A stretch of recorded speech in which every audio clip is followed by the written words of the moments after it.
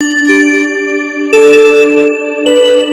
civil society group CSG asserted that Nigerian democracy is an illusion. Despite gaining independence, Nigerians have not enjoyed the dividends of democracy, even though millions of citizens bravely fought for it and making significant sacrifice in the process. We also know that there are men and women of integrity in the judiciary, and that is why they need to rise up to rescue the image of the judiciary.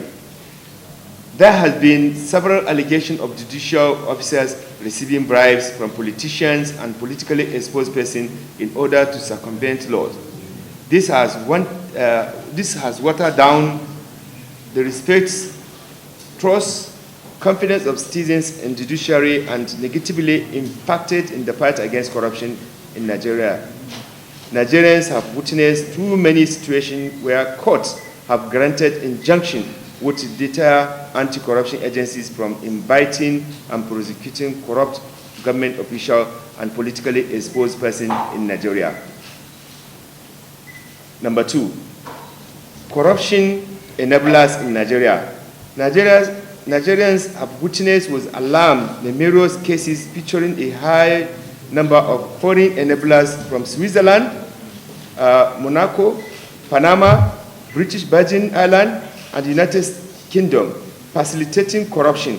Enablers from the UK are particularly strongly linked to Nigerian cases. Of course, Nigeria also has a numerous number of domestic enablers involved in many cases. Out of 87 enablers captured, 5 enablers are from Nigeria.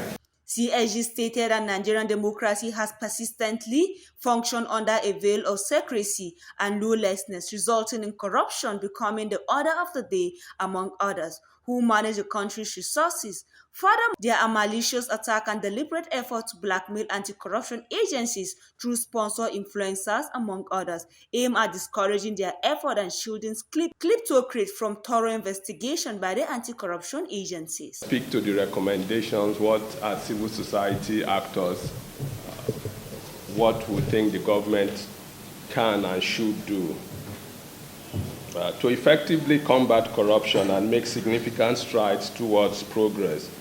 It's crucial to adopt a cohesive strategy that addresses all elements that support Nigeria's growing corruption system.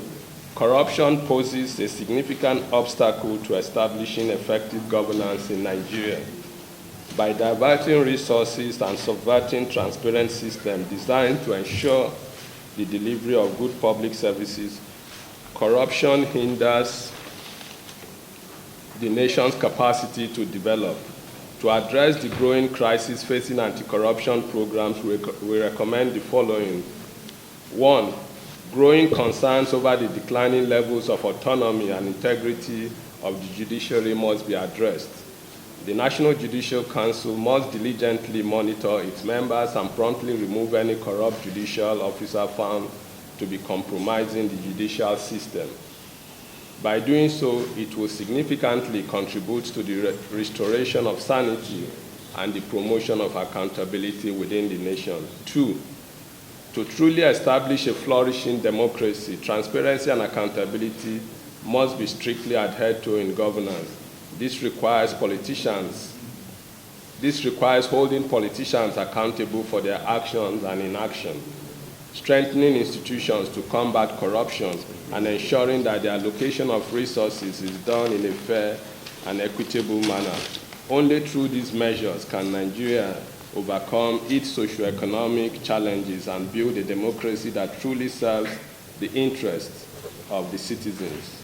The group notes that judicial corruption also constitutes a major challenge to anti-corruption work in Nigeria. CSG emphasized that corruption poses a significant obstacle to establishing effective governance in Nigeria and urged the government to adopt a comprehensive and cohesive strategy that addresses all elements that perpetuate Nigeria's entrenched corruption system. To make the point that we call this press conference because we are alarmed about corruption in Nigeria. The question is, why are we alarmed? we know very well there has always been corruption in this country, so it's not a new phenomenon. Our alarm is based on the new dimension that corruption has reached in our country, where it's making it virtually impossible for government to do its work. The work of government is to provide for the welfare and security of Nigerians. And increasingly, government is not able to do that.